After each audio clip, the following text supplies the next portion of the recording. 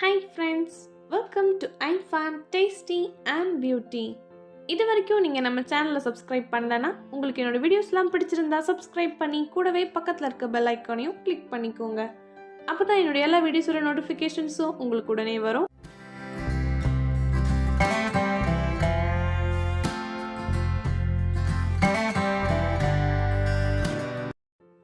இன்னைக்கு நம்ம சேனல்ல ஒரு சூப்பர்பான ஈவினிங் ஸ்நாக்ஸ் கார்ன் பேட்டிஸ் எப்படி செய்யறதுன்னு பார்க்கலாம்.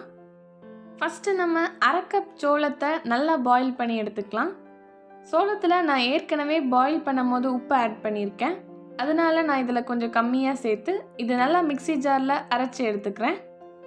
சோளத்தை நல்லா அரைச்சதுக்கப்புறமா கொஞ்சமாக கருவேப்பிலை, 5லிருந்து 6 சின்ன வெங்காயம், கொஞ்சமாக கொத்தமல்லி, இது எல்லாத்தையும் நான் இதில் சாப் பண்ணி ஆட் பண்ணியிருக்கேன்.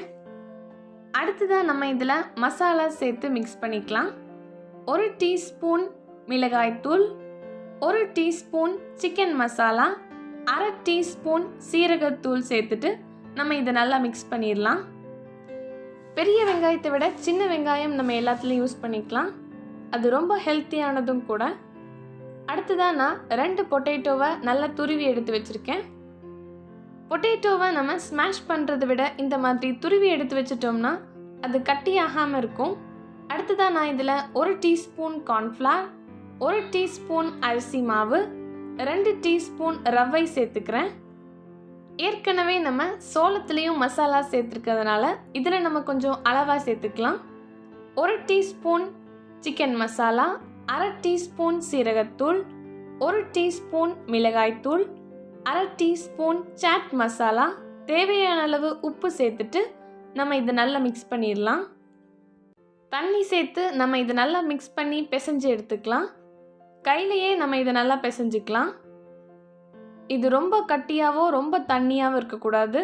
ஒருவேளை நீங்கள் தண்ணி நிறைய சேர்த்துட்டிங்கன்னா அரிசி மாவு, கார்ன்ஃப்ளவர் இல்லைனா ரவை ஏதாவது சேர்த்து அதை நீங்கள் பேலன்ஸ் பண்ணிக்கோங்க. இப்போ இதை நம்ம ரவுண்டாக எடுத்து வச்சுக்கலாம். உங்களுக்கு எந்த ஷேப் வேணாலும் நீங்கள் எடுத்துக்கலாம்.